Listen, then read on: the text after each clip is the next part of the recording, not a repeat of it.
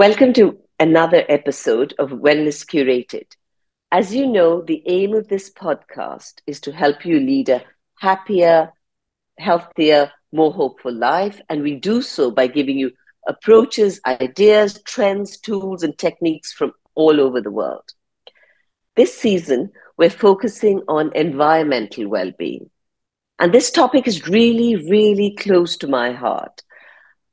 The thing is, what we need to recognize is that our interconnectedness, the interconnectedness of the human being with animals, with nature, with conservation is absolutely vital to our leading a harmonious life and a sustainable life. And we have some very interesting speakers today. We have with us Aloparna Sengupta, who's director of the Humane Society International.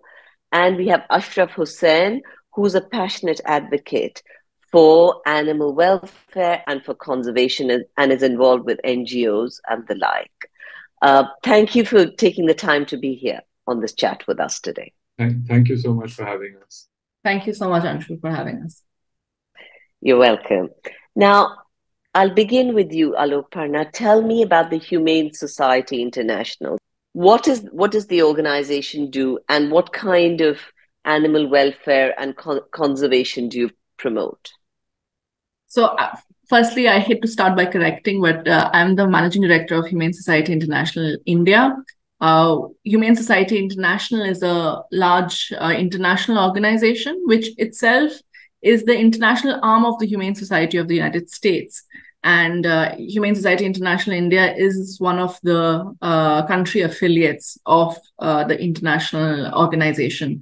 We are an animal protection organization, and we form, along with Humane Society of the United States and Humane Society International, we form the world's largest animal protection organizations, which works on all issues, be it street dogs, wildlife, cruelty, institutionalized cruelty, such as factory farming, farm animal protection issues, animal testing issues, responding to disasters and crises across the world, including in India.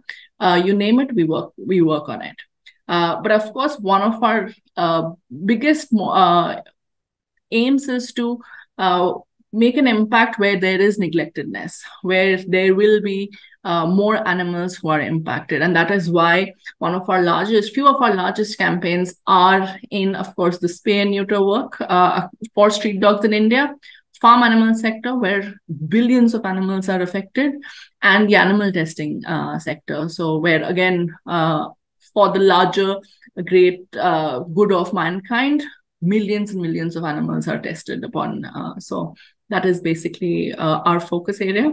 But we also work on wildlife conservation issues. Again, not what you will hear every day, but for example, human-snake conflict mitigation, human-elephant conflict mitigation, where we can have a larger impact with our work. Lovely. And Ashraf, tell me about some of the initiatives that you've done with communities and NGOs which have been successful. Right. I run my own NGO out of Bombay. And one of the things mine has been a journey.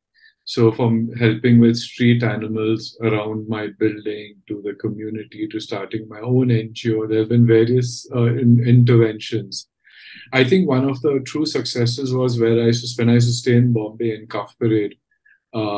We had a lot of people against animals around in the community. And they had a very strong residents' welfare organization. And we said, why not a subcommittee for animal welfare within the larger organization? And we started a small animal welfare community over there. And we've done a lot of initiatives. And I think if you go into Cuff Parade now, I think the last count was 160 cats and around 80 dogs.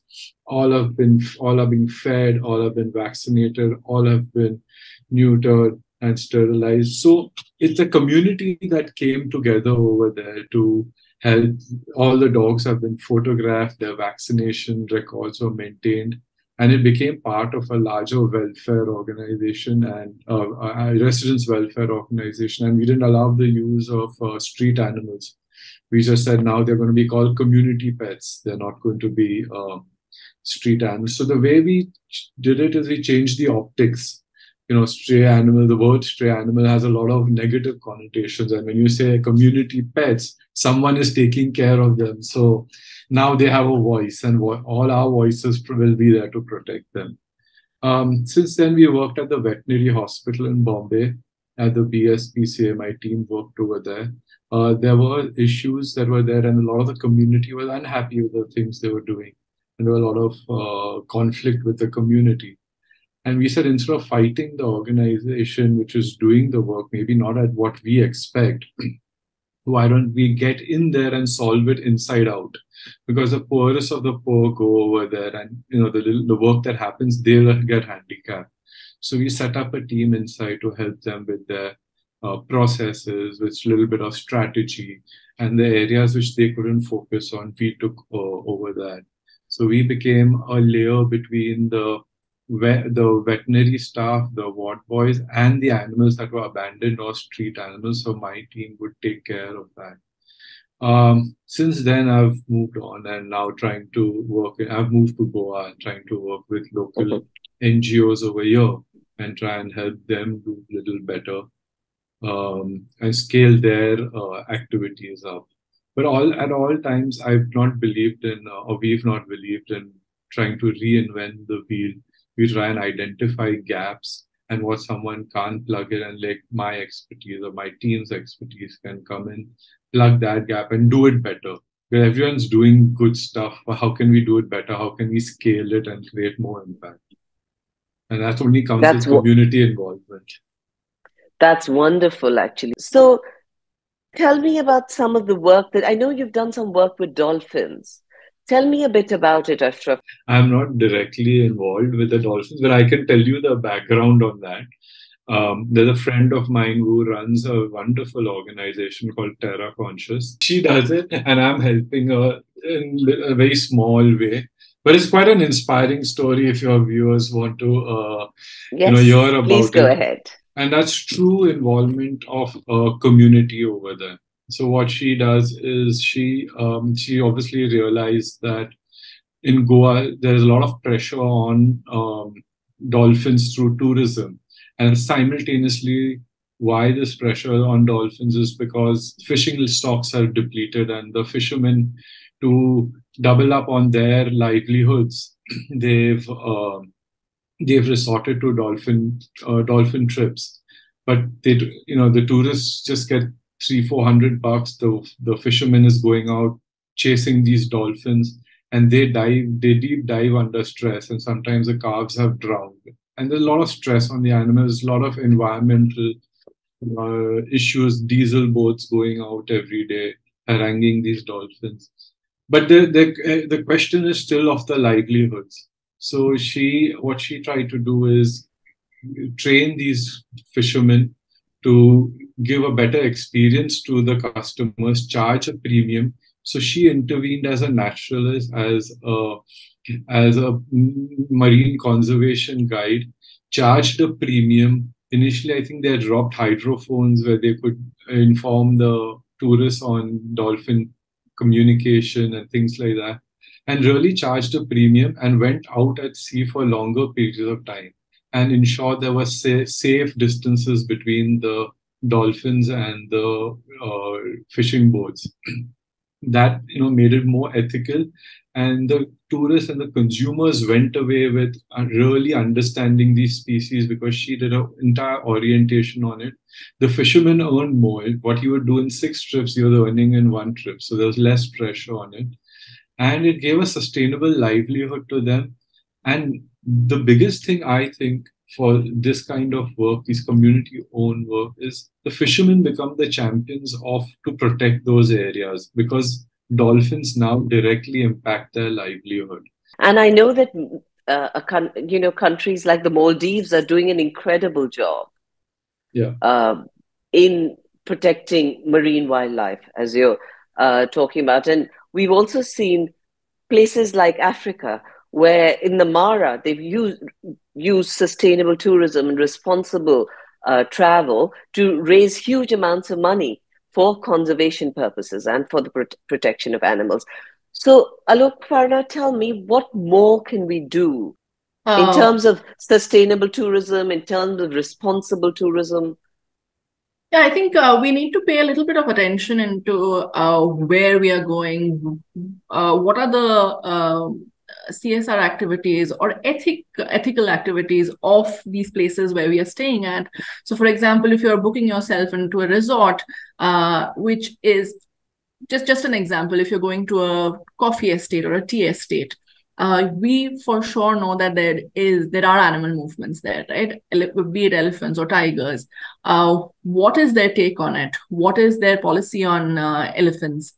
Do they drive them away? Do they pay something for conservation? Do they donate to it? Those are some of the things that you can look at. Apart from this, do not go to places where animals are used for entertainment, because we are 100% sure that these animals are not treated well. Animals are taken away from their natural habitat and then trained, and no animal wants to behave, and no animal should behave like a human being, be it for our entertainment, be it in any sort of aquarium, circus, or any other kinds. I think the world's saddest view is that of an elephant in a circus trying to do Yes, some absolutely. puja, because elephant is representative of Ganesha and they're doing a puja to. I mean, that's one of the saddest views, because elephants are such majestic animals, and so are other animals. So it's important to see what sort of activities you do when you're traveling, especially, for example, in India. We ensure that, I mean, we have a campaign against elephant rides in Amer Fort. And there is a huge amount of campaigning going on in Kedarnath right now for the Mules. horses and mules. You need to figure out, if you cannot go via motor rides, your own feet, then you don't go to these places. Especially in a place like Amer Fort, these elephants are not created to climb up steep places, which are actually full of cement, right? Or rocks. They do climb, but on hills and mountains. So it's against their natural behavior and their nature to be doing this. So you must figure out what are the practices, where do you want to go, what are the entertainment options there, and choose those options which do not exploit animals. So, do you feel like horse riding is also a cruel sport in that case? Uh, Horse riding, research is, I mean, I have read some research which says horse riding is good for youngsters who want to connect with an animal. But again, horse riding for games and betting, there is bound to be cruelty there. How the relationship between a human and an animal develops is one thing, but how the animals future lasts is completely something else. So if my 1-year-old, for example, if I send him to horse riding classes, I'm going to send him to horse riding classes for a short period of time, maximum a year, maximum 3, 4, 5 years. But the horse's life span Much is a longer. lot more. Okay. And what do you feel about, yeah, Ashraf, I was going to ask you, what do you feel about elephants? I mean, look, elephants, or as Alok Purna said it, is very dear to me as a majestic animal. And I think across the spectrums, elephants are abused in this country. And it's really sad. We have, I think what I read somewhere, 36,000 elephants, and I think 4,000 are captive elephants, 900 are in terrible shape. And maybe a few years ago, I believe we had only saved 40 or 50 captive elephants in the country. Now the number may be a little more. I think from temples to service animals to using them for tourist rides, it's not natural to them. You always see elephants in distress when they are chained, or they're moving. Those signs, I think we all know what it is, right? They're swaying from one side to the other. But I think at some point of time we just don't want to question ourselves whether we've gone on a forest in a forested area on an elephant ride, or we've given money for blessings. We don't question it because these institutions have come from our parents, right? And we don't want to shake those foundations. It stirs our soul to say, how can a temple, or how can a circus, or how can this? Because our parents have been part of this journey with us. About creating awareness, Ashraf.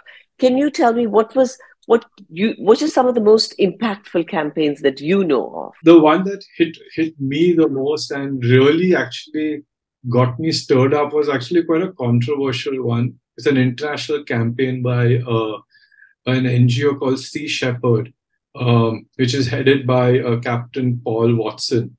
It was headed by, I think they nudged him out also. He's quite a radical, confrontational guy.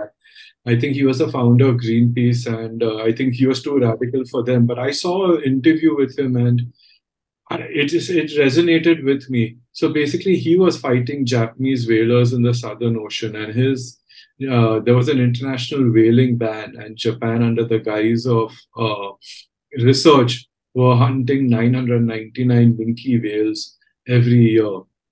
They would get factory ships and harpoon ships, and they would harpoon these whales, and under the guise of research. And I thought Captain Paul Watson's intervention was direct, confrontational. He would take his boats and just ram into the whaling boats, try and sink them, use sting bombs, throw it on the boat, contaminate the whale meat.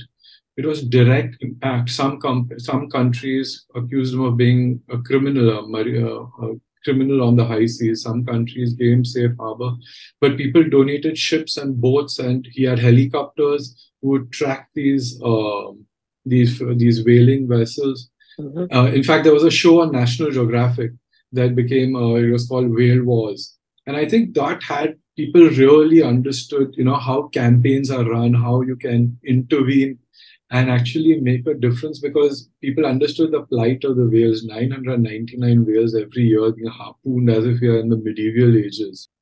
Oh. And I think that created a big impact. And I think the organization 2041 with Robert Swan is a conservation organization and does a lot of work with education. And Robert Swan takes young ambassadors every year to the Antarctic. And even though it's the remotest continent in the world, but I think people, when they go there, I haven't been there, I haven't been lucky enough, but when they go there, what I've heard is they realize our activities back on the populated areas of this planet, how they impact the remotest areas. And those kids come back as ambassadors for conservation. Alok, Parna, tell me some of the challenges that you face. I think the biggest challenges we face are the legal policy challenges, right? Where the government, be it across the world, any country, you make some progress with the policy and then another government comes in, and there is just so much inertia there. There's a policy inertia, regulatory inertia, where you don't want to work on this. Animal welfare is seen as the last of the priorities, if at all a priority. I think the connection made between animal welfare and human welfare is still not known to most of our decision makers, and that's one of the biggest challenges. And that also then, and we've also, as a movement, we've isolated ourselves, saying that we only care about the animals. And we are just now sort of getting out and mixing with other social welfare movements and saying, okay, this is how my cause impacts your cause. And I think that intersectionality in India, across the world, is also missing. And that's one of the biggest hurdles that animal protection movement itself plays. So, for example, Absolutely. And that's exactly what I said, that it's about protecting the animals, but say it's someone's livelihood, the circus. It's about working with an organization which would give them an alternative, because otherwise they're going to think they're going to lose they're going to lose their livelihood. So it's working with both. Yeah. Sorry, you were saying something. Yeah, if I may just take from that and say, okay, a circus or dog meat sellers. We have dog meat in India, in certain in certain states. Now, these people can be provided livelihoods, and for that, the system needs to change. For example, the example that Ashraf provided about the dolphins, we've worked with fishermen who were banned from going to the sea for olive ridley conservation, and in fact, we turned them into conservationists and said, okay, instead of hating on these animals, how can they become conservation experts? And right now, in the Kendrapara district of Orissa, our on-ground people are the fishermen who actually conserve these animals, and that's a big win for many of, for example, elephant mahouts, right? I don't think there is expectation that the mahouts will go away from these elephants, because these elephants who have been with these mahouts know nobody else but the mahouts, right? But the owners of these elephants are mighty rich people, influential people who need to be taken away from these elephants. They have no connection with these animals. The mahouts, the people who need these livelihoods, are actually going to have these livelihoods going forward too, especially, for example, elephants. For a dog meat seller, they can go and sell, and they can have other livelihoods too, selling some, I won't say an animal because I work for farm animals also, but for some other fruits, vegetables, textile, anything else. And I think if there are more organizations who are experts come together, work with the government, then there is a need for stronger collaboration across sectors, which has been missing. We don't realize we are very, we come first and say, oh my God, slaughter is bad. Right? And who is the community who is slaughtering animals? But who's the community who's paying for the slaughter? Who wants to slaughter an animal? I don't think generations people want to slaughter animals, right? Everybody wants to move to another level of financial independence and financial betterment in life. But the fact is, the industries and companies benefit in marginalizing people. Absolutely. Yeah, and we need to move away from blaming the humans and saying, oh my God, these animals. We need to work together. And I'm sure the minute we understand intersectionality, we'll be able to do better for animals and humans. So we see that in some countries, like Spain, bullfighting is actually considered, given the status of cultural heritage. So how does one get around this? Or, and how does one tackle something which is so deeply emotional to so many people? Yeah, that's an interesting one, right? It's always complex when you have religion and welfare, that intersection. I think where it comes from, it stems. I think you have to go to the root, right? Where it stems from. It stems from the religious leaders, right? And you can't be confrontational about this, or you'll never win it. So you have to be very collaborative, like everything. And I think go to the leaders and the leaders of the religion, and talk to them and see if, I don't know if you can eliminate it, but can it be reduced instead of every individual slaughtering it? Can a community, it has to be, I think I love the word reductionism, even while you're eating meat. If you didn't reduce, that's also a step towards a positive thing. So I think if we look at solutions where communities, if they have to slaughter, it's a community slaughter rather than every house in that building is doing it, or every house, every visitor to that institution is doing it. So I think taking in all the stakeholders involved in this into confidence, and not making it politically, not getting people polarized, but understanding this is how it is, the world is moving, and to be part of this new world, and that's what the community needs, a little bit of reform. And it is, it's easy for me to sit on this and sermonize, and this is a huge task, but it needs also a lot of political will. And we've seen in this country, when the will is there, certain animals can be protected, and this needs to go across all species, right? With great power comes great responsibility, and we, as a top of the chain human beings, we have a lot of responsibility to protect, whether they are factory, whether they are for religious use, circus entertainment, it is all our duty. And we are linked to that. Our existence is linked to them. And Alok Parna, will you address this from an international point of view? How do you tackle these challenges internationally? I think the strategy is similar. It's just that different cultures react to their cultures only. So I can actually take the example of a slaughter festival that Nepal has, and very close to the border is very close to India. So it's a festival called Gadimai, which happens once in 5 years, and we try to do it from a top-down approach where you go to the court, say this is how can you slaughter animals. 500,000, 5 lakh animals were slaughtered at one point. But what we realized through the years is that the core of it is superstition, ill information, belief that something, it's exploitation of the most marginalized and needy people. And you go to Gadimai, I mean, it's the saddest view ever because there are people who are, it's not only animals who are slaughtered, people are dancing. Dancing girls are there to entertain men. Leprosy, people with leprosy are there begging on the streets, begging on the roads. And I've had interviews with many people, many devotees who've come there, and it starts from a pigeon to a buffalo. That's the range of animals who are slaughtered there. And some of them are, we've not had rains, so I'm going to slaughter an animal and hope that there are rains, good rains this season in my village, so that my fields are fine. I have 5 girls, I want a boy, that's why I'm slaughtering a buffalo.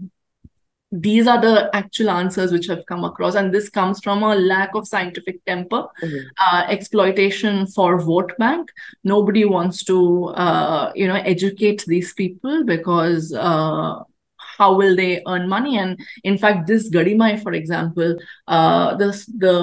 it's said to be 300 years old, etc., etc. It came from one village head who was arrested for theft, and he apparently dreamt that a goddess came to him and said that if you sacrifice 5 men, you will be free and your life will be fine. So it was actually a human sacrificial event, which then turned into a animal one, and now instead of 5 there are 7 types of animals. So I think the root cause is superstition and lack of scientific temper across. When you're talking about bullfighting, we're also talking about bull taming in India, and the unfortunate Supreme Court order which said, they removed, the Constitution bench then removed the sentence which the 2014 Nagaraja judgment had, which says customs and culture cannot be an excuse for cruelty. That's very, very unfortunate, because as you move with times, your practices should move too. Bull taming and show off masculinity, or entertainment for that matter, cockfighting in the state that I stay in. I stay in Hyderabad, so erstwhile Andhra Pradesh and now Telangana. They do a lot of cockfighting, and it's mostly for celebration, for entertainment. But do we need such sort of cruel entertainment in this day and age? That's a question we must ask ourselves, and a lot of politicians are involved in that. During the pandemic, and I'm sorry I'm going on, but during the pandemic, we thought that cockfighting might reduce. But did you know that there were techies who lived in the US who created apps for people to be able to bet? So if people are using their education for such things, who are completely brainwashed, what can we expect of other people who are marginalized, who don't have access to anything? So it requires a full force, like will, and will of commoners, will of the system, which includes the government. And like Ashraf said, where there is will, there is a way, but the lack of will is the predominant reason. So, Ashraf, what are some of the key challenges that you face towards building more animal-friendly communities? I think the lack of awareness policy, I think Alok will address, because I think we have a wonderful set of people working on the ground. The research is done. I think it's really, there's no gray, it's black and white. This is the way forward, but I don't think the will of the government and the politicians is there. That is a huge hurdle, right? And the second, I mean, the other things are with people, right? Awareness. I think even when we decide on what we buy, there's no awareness. If you're eating fish, are we eating fish from factory farms? This is the right month. Are we eating fish? Because there are NGOs who are marking it out and saying that, look, you can eat XYZ fish in this month, XYZ in the next month, so their stocks are allowed to regenerate. I don't think we have the awareness, and I think NGOs cannot do that also to a extent because of lack of funds. So the hurdles are multifold, right? Lack of funding, lack of awareness, and then if those things are there, the government doesn't want to move on things. I think the most important thing would be awareness, because, and I think to an extent, our generation is a lot at fault over there.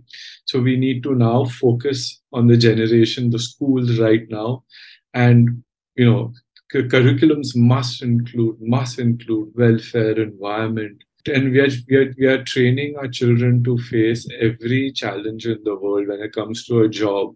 But we are not. There is no subject on the climate crisis that is coming up. So I think it has to be a subject, and it has to be Right. a serious attempt to change these children's minds.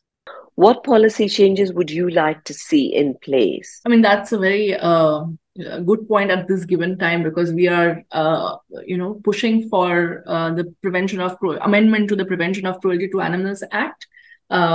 We've been in the works for more than a decade, but fully focused on it for the last 6 years. So there has been a bill which has been put in place, but it has not been tabled yet. So currently we're in the campaigning mode of asking the government, including the Prime Minister, to table it in the monsoon session of Parliament, which is starting on the 20th of July.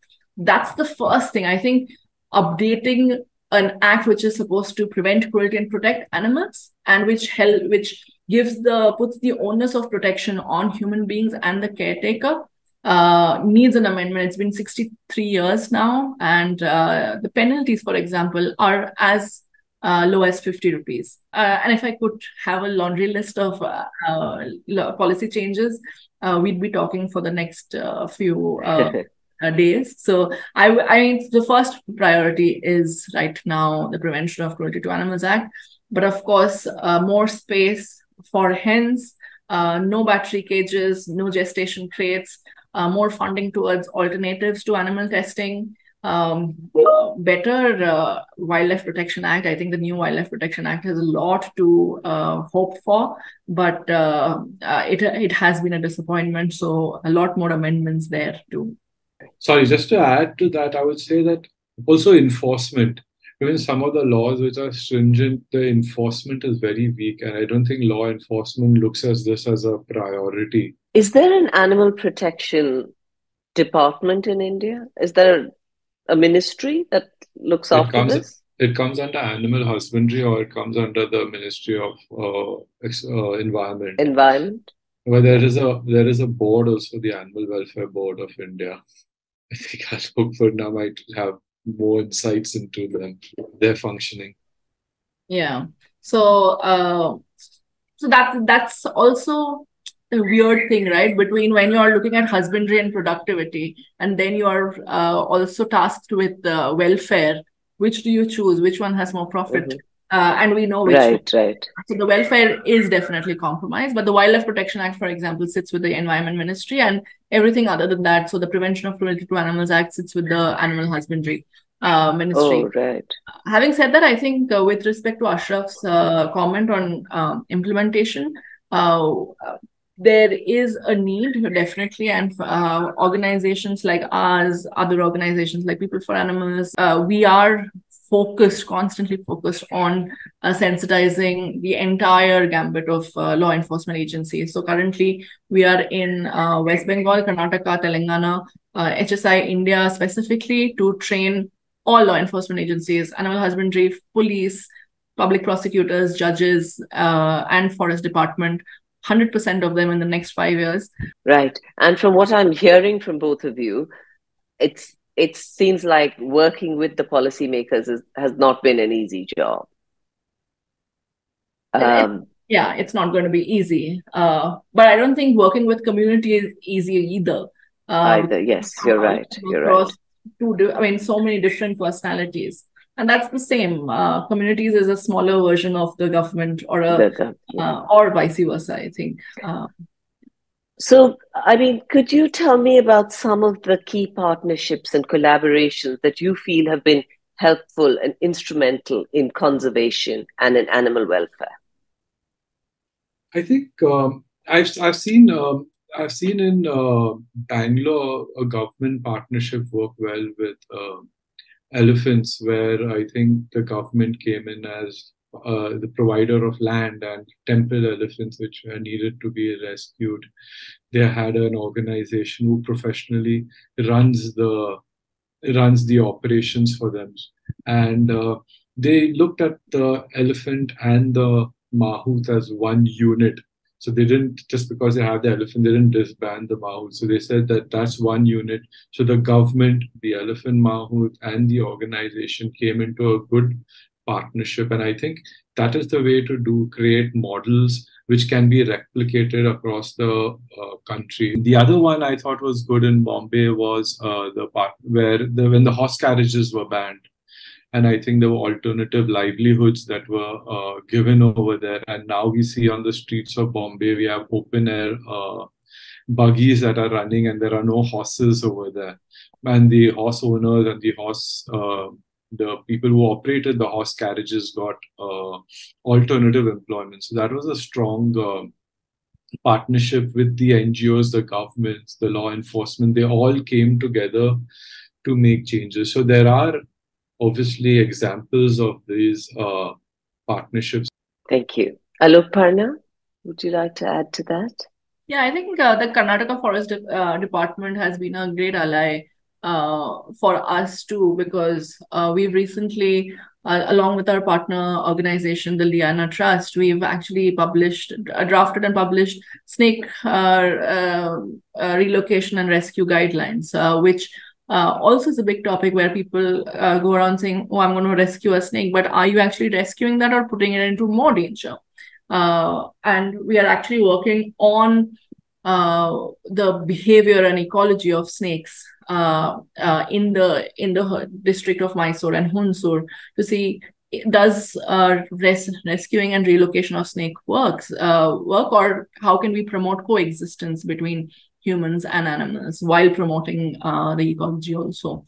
I think another key partnership has happened is we have a model district program where we are trying to say, if all the legal infrastructure that is required by law was there in a district, how would it look, and how could that be scaled up? So we were the first organizations to start that in Hubli Dharwad in Karnataka, and be it the SPCA, be it the municipality in Hubli and Dharwad, they've been a key partner in ensuring that all the law is also enforced. People are sensitized. They also benefit out of it, right? Lesser complaints, more awareness on animal welfare, and so on and so forth. And we are also trying to replicate that in West Bengal, because West Bengal is a ignored state. East India, for example, is an ignored area in terms of animal welfare also. So the new State Animal Welfare Board is turning out to be very useful for our West Bengal and Calcutta Model District program. So I think those partnerships have really worked. One of the partnerships that I really treasure is that with the CCMB, the Center for Cellular and Molecular Biology in Hyderabad. It's a CSIR research institute. And with them, we've been able to establish a center which only works to promote and develop non-animal methodologies in research. And it's celebrating its 4th year now, and it's been able to gain that reputation and respect and the scientific temper to be somebody in a lot of, in the non-animal methodology sphere. When you say non-animal methodology, what do you mean non-animal. here? So it's alternatives to animal experimentation. So where methodology which do not use animals. So I think it's a matter of sort of more options being available to people and also more economical options. The moment there's an option, you can transition into an alternative, be it with leather, be it with food, with food, cosmetics, in every sphere, right? We have the power now because those choices are there for us. Yes. I mean, there's also, I don't know if you've heard about, there's a company called Beyond Burger. Yeah. Which is making vegetarian burgers, which are very, very close to the taste of meat. And I believe even the likes of Bill Gates are supposed to have invested in it. And we have a ton of companies in India too, I think. And in fact, one of our, if I may just talk about HSI India's programs, we have a human entrepreneurship program, which, helps entrepreneurs sort of scale up their business, whether it's in animal testing, non-animal testing alternatives, whether they want to have a company which does not test on animals or provides alternatives in the material space and in the food space. And and Beyond Burger is just one, but there are tons of companies. There's loads, absolutely. GFI is doing Sorry, go ahead. GFI is doing a fabulous job, and I think it's a Good Food Institute, and they incubate several companies who want to get into this sector. And with their market research, consumer research, their technical know-how, it's open source. For any entrepreneur wants to go there, they consult, and there's no fees. Then people are also working, and I mean, there is also, this is a controversial topic, but people are working with with stem cell meat as well. Cultivated. To make meat. So cultivated meat in labs. Yeah. And in fact, in 2018 and 2019, it was Good Food Institute, Humane Society, and CCMB, in fact, who got the first public grant from the government of India to start working on cultivated cultivated mutton. So it was stem cells from lamb. But again, there is, it won't be a cruelty-free meat because you have animals involved, and there is going to be ultimate slaughter, but it is not going to be the slaughter of each and every animal for one family or one individual. And once we are able to scale up, and from what I understood, there was not going to be slaughter. Not going to be slaughter, but there is going to be use of this animal. And then where is this animal going to go? Probably to a sanctuary, maybe. But there is more science and there is scaling up required. Right now, I think in the US, FDA has just approved selling of cultivated meat. A few years ago, Singapore had approved it. But in India, we have a couple of companies, and the government is also looking at it, like CCMB is looking at it. So we still have to make that progress in India. Okay. And finally, what sort of relationship do you believe we should aspire to with the natural world? And is that really a possibility? And please share resources, websites that you'd like to point our listeners towards. Look, I think our relationships, as I said before, are all choices we make, right? And if you see, with this conversation as well, right, a lot has been spoken about factory farm animals, right? Because the numbers are staggering over there. The numbers are staggering where the cruelty is involved. And I think the way we transport these animals, the way way we slaughter them, it's all based on economics. It's cheap for us, but the animal pays the price. You cannot be saying that it's my choice, and it's too small. Every choice has a huge impact. And I think everyone needs to get educated. There is a crisis. Food, animal slaughter, a big part of this crisis, the climate crisis that's looming over us. And if we don't recognize this ourselves, we are spelling our own, cutting our own feet over here. Thank you for that. Alok Parna? I think the core of it is the human-animal bond, right? So when we are children and we connect with animals much more symbiotically than we do as adults. And I think just to keep hold of that, and just to add what Ashraf said, I think the one thing we keep saying is the best way to stand up for animals is when you sit down to eat. And if you love animals, it shouldn't matter if it's a dog or a cow or a goat or a hen. And you can raise your voice and through your practices. So research, whatever small step you can take, you take that and keep practicing it. And it is up to us to be able to choose wisely and choose compassionately. At the end of every session, we do a rapid fire round to summarize the chat. So, Ashraf, one surprising way in which an individual or small group has affected change? I mean, I would give an example of the horse carriages in Bombay. It was a few of my friends, and they actually made a fantastic change. Fabulous. Alok Parna, one area that you believe requires urgent public attention right now? No doubt, farm animal protection. Nobody's looking at it. People are politicizing it. Animals don't care if you're a Hindu, Muslim, or another religion. They are suffering nonetheless. Thank you. Ashraf, could you share the name of an NGO or group that people or communities can connect with to make a positive change? One for India, one international. I think in India, I would reach out to Humane Society for sure. So I've taken that out of you. And the international one, I think 2041 is a great organization. It gives you a chance to travel where no one goes before and for education. So it's a great resource. Wonderful. And Alok Parna, one request to our viewers today on behalf of the Humane Society International. What would you have them do to play their part? Write to the Prime Minister today to table the cruelty to animals bill this monsoon session of Parliament. Thank you. What a great chat we've had. Thank you, Alok Parna. Thank you, Ashraf, for your time. Thank you so much for having us.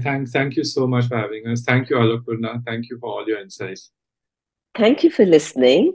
And I hope you learned something new today. And we hope we brought you a little closer to leading a happier, healthier life. If you enjoyed the chat, please press like and please invite your friends, family, loved ones to subscribe to my channel. And I would absolutely love to hear from you. So if you have any questions or topic suggestions, please send me an email at anshu@wellnesscurated.life. Thank you again and see you next week. Thank you.